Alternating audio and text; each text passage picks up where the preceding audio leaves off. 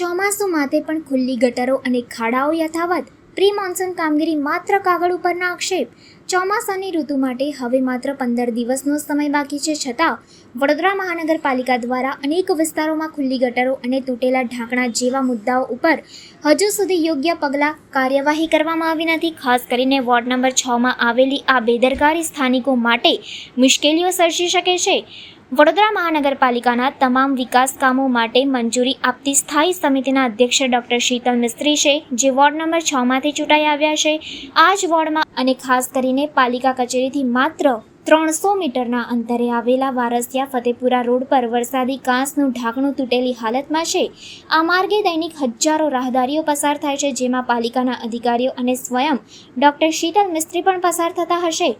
તૂટેલું ઢાંકણું પણ રોજ દેખાતું હશે, પણ તેને મરામત કરાવવાની તરફ કોઈ પણ ધ્યાન આપતું જણાતું નથી.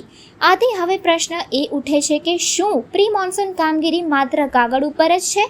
કેમ કે જમીનની સ્તરે હકીકત જુદી જ જણાઈ આવે છે. દર વર્ષે સામાન્ય વરસાદમાં પણ વડોદરા શહેર જળબંબાકાર થઈ જાય છે. આવા સંજોગોમાં જો કોઈ રાહદારી તૂટેલા ઢાંકણામાં પડી ઈજાગ્રસ્ત થાય તો તેની જવાબદારી કોણ લેશે?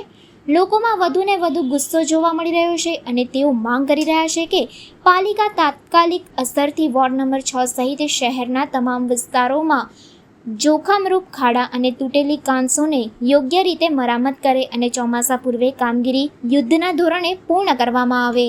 વડોદરા શહેરના વોર્ડ નંબર 6 એટલે કે વડોદરા શહેરના સ્ટેન્ડિંગ કમિટી ચેરમેન શીતલ મિસ્ત્રીના વોર્ડમાં વોર્ડ ઓફિસથી 300 મીટરના અંતરે વરસાદી કાંસની ગટરના ઢાંકણાની બિસ્માર હાલત છે. આવી જ રીતે આ રોડના ઉપર બીજા 3 થી 4 ઢાંકણા એવા છે કે જેની પરિસ્થિતિ આવી જ છે. વડોદરા મહાનગરપાલિકાની એક નીતિ થઈ ગઈ છે કે જ્યાં તક કોઈ દુર્ઘટના ના ઘટે ત્યાર તક એ લોકો કોઈ કામગીરી શરૂ કરતા નથી. પ્રી મોન્સૂનની કામગીરી ફક્ત ને ફક્ત કાગળો પર ચાલી રહી છે.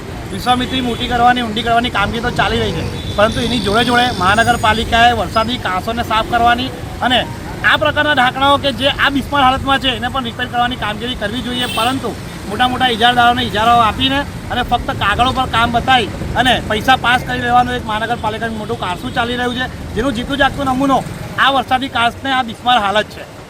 અમારી તંત્રથી એ જ અપીલ છે કે વડોદરા મહાનગરપાલિકા જલ્દથી જલ્દ આ કાંસોની અને આ ગટરોની તાત્કાલિક ધોરણે સમારકામ કરે, કારણ કે વડોદરા મહાનગરપાલિકા જો આ જલ્દથી જલ્દ આ કાર્ય નહીં કરે તો વડોદરા નગરજનો કે જે હજારોની સંખ્યામાં આ રોડથી અવરજવર કરતા હોય છે, કોઈ એક નગરજન આ ખાડામાં પડે અને એને મોટું નુકસાન થાય તો એનું જવાબદાર પછી પાલિકા જવાબદારી લેવા તૈયાર નથી થતી. એ પણ આપણે પાછલા દિવસોમાં જોયા છે. ત્યારે કોઈ હોનારત થતાં પહેલાં જ આ કામગીરી કરી દેવામાં આવે એવી માંગ અમે પાલિકા